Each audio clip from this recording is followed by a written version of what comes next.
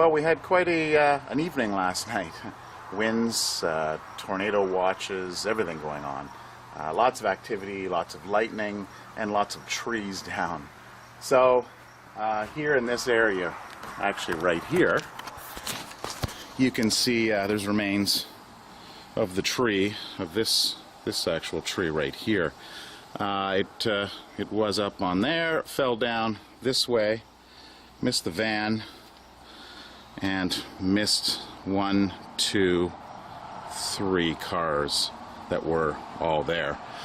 So we got out last night and just pulled that off and took a look around and noticed, you can see out back here, more trees down here.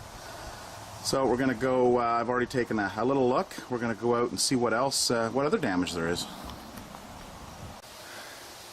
Alright, so here we are. You can see a little bit of the carnage behind me. I've already been out here and kind of cleaned up some of it along this line going down here, which is the west side of our property line. So I've had a few spots where there's trees that have fallen. So I've chainsawed them, opened them up, cleaned them up, and fixed the wire a little bit. So we have electric fence and we have some old fencing that has been there for years, I guess. Actually, I see another tree that fell down over that way. So I'm going to take a walk down here. I brought some clippers with me so I could just kind of trim up the small stuff, get it off the electric fence. I made sure I shut off the fence before I did this, just to be safe. The horses are fine with that. They just need it to, so they know where their line is. So once you have it established, our neighbors next door that have Clydesdales, they actually don't even charge their fence. So the horses just know and they're trained just to stay away from it. So yeah, go for a walk and see what else I can find here that's fallen down. Alright, so here you can see the electric wire here. I've just kind of run it on a few trees just to give it stability. In between those trees I've put in the plastic stakes just to kind of keep it in line. You can see the old wire here, so I've tried to keep it. At some points it's kind of pushed this way close to the wire. We've had to tie it back. You can just see how long this has been here. This tree has actually grown up through this. So, and this is a pretty good tree. Now these are all poplar, or 99% of them are poplar.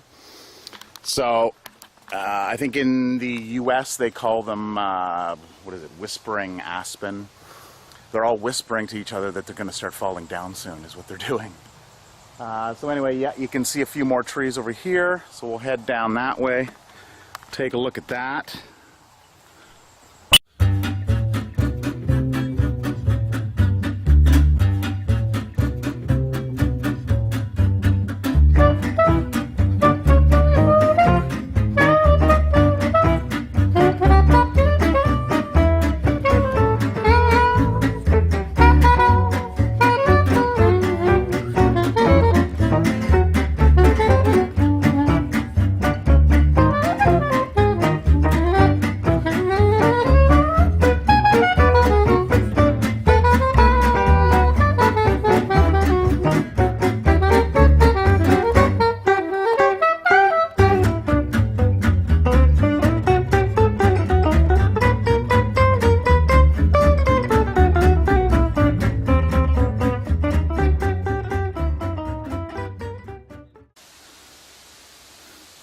Okay, so I went and I cut off this tree here.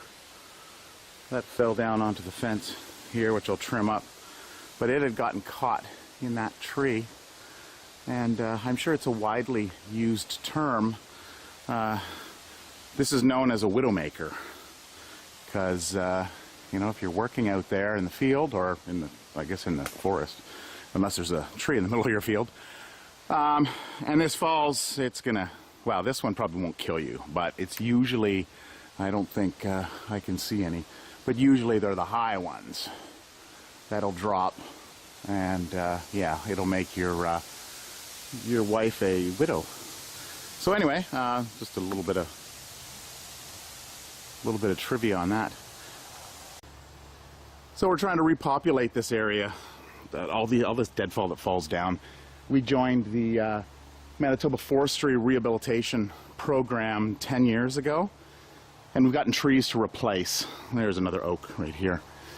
Because these things, they just fall down, or their root system isn't so good that the roots only come out into a small ball at the base of the tree. Where most trees, or actually probably pretty near all trees, what I've been told is you can tell how big your root is from how far out the branches go. So, of course, these ones, they just go straight up, and they don't come out so much. So your root ball on the bottom is only going to be, you know, that big. Whereas if you had like a Manitoba maple or a weeping willow, they're gonna come right out, and again, your root ball is going to be out here. Well, larger anyway. But apparently, the reason for this is because when it rains, the roots need to go out in search of water. So if it's covered with leaves, then it's going to want to go out so that the soil that it finds has more moisture in it. So it's going to grow outward. Anyway, that's what I've understood. Take it or leave it. Take it with a grain of salt. Anyway, it is very hot out here, and humidity is incredible. So let's get moving and see what else we can find. So this is the back or southwest corner of our property, and the south property line runs along the railway tracks. They are the CN Railway, Canadian National, and it looks like there's not much of an issue down here. Here's a nice mighty oak right here. Another one over there, and actually there's quite a few oak right back here. But the wind kind of came from west to east, so anything would have fallen kind of in that direction. So the fence I just walked, of course, is on the west side, and the neighbor's trees, which he doesn't take care of, they just fall right on my fence. So we need to watch that all the time. Anyway, on we go.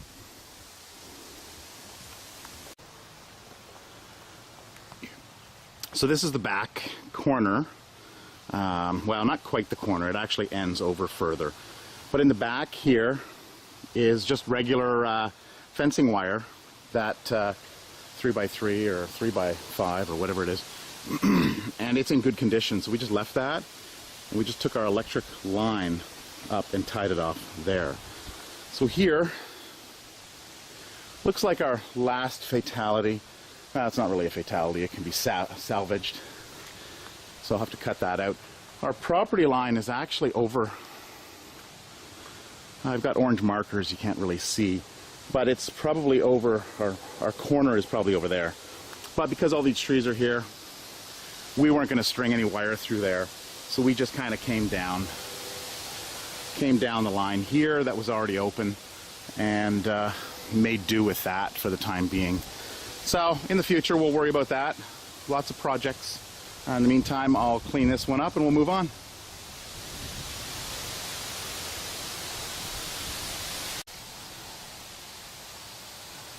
Okay, so this is the front area that's connected to the smaller animals. And so here's the fence. You can see this, there's obviously something that fell down that way, because this is pretty tight. Oh, actually, unless, no, that's probably it. So it just pulled, because that tree fell down there on the line, it actually pulled this insulator right off of there. So I'll have to grab another insulator for that. But you can see over there, you can see there's the orange marker tube. So we've got those. So that electric fence there is actually on our property line, and it continues back into that mess of a bush. There's a train going by.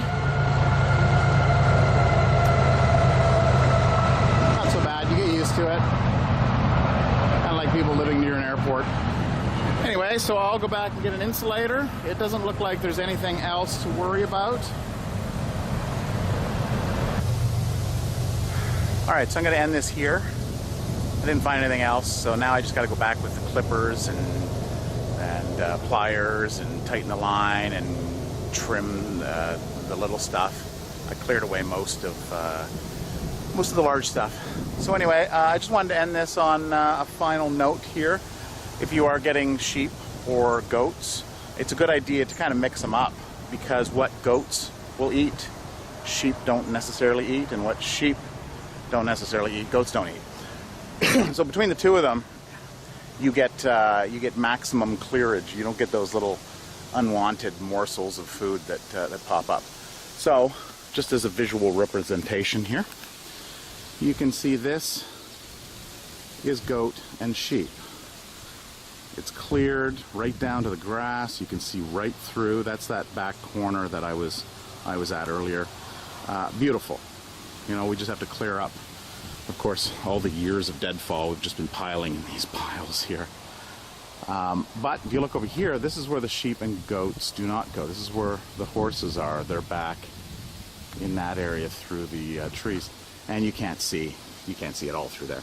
So what we're going to do is we're going to raise, we did this last year, we're going to raise the electric wire here going across to the next pole, allowing the smaller animals to go under and the horses not to come this way.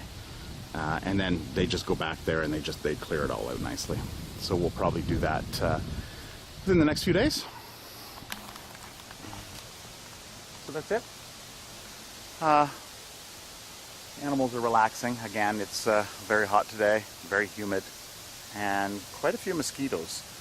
So I think I'm going to clear this up, and then I'm going to go for a little dip in the pool, and then see what else there is to do. Lots to do. Anyway, take care, and we will see you on the next video, or you'll see me. Take care. Bye-bye.